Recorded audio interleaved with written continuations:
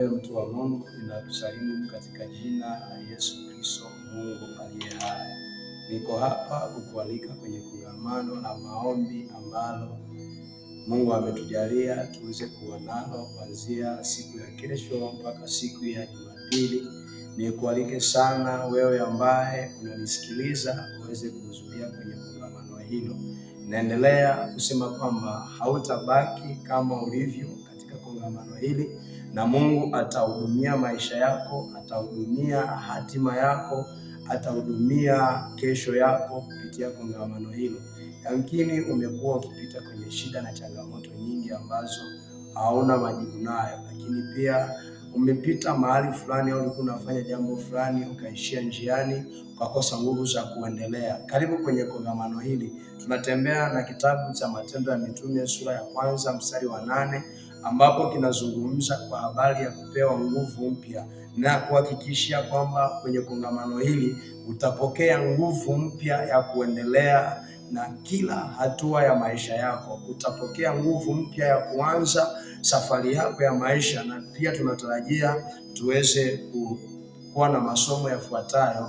Miongoni mwao ni somo la kwanza ambalo tutaanza nalo kabisa, ni kwamba kumjua Mungu unayemtumikia na faida yake.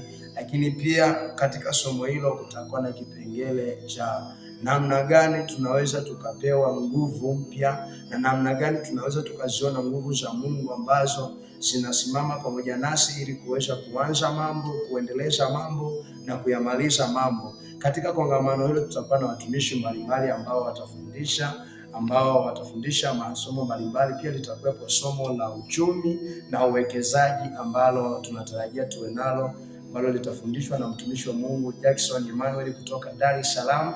Ni matumaini yangu kwamba Mungu atahudumia maisha yako. Ukiwa umekwama kwenye uchumi, umekwama kwenye ndoa, umekwama kwenye jambo lolote la maisha yako, karibu kwenye kongamano hili na Mungu atabadilisha maisha yako kabisa. Hautabaki kama ulivyo. Mungu atatetea hatima yako kupitia kongamano hili. Mungu akubariki sana na karibu sana.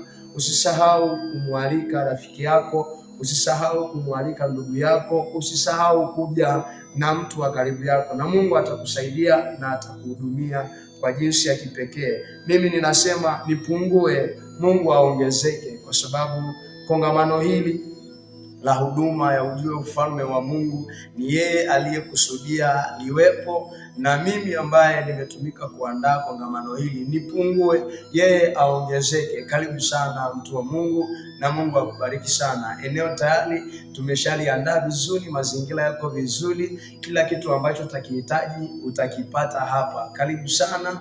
Ndani ya siku 3 muujiza wako umeandaliwa kwa ajili yako, na Mungu akubariki sana. Amen.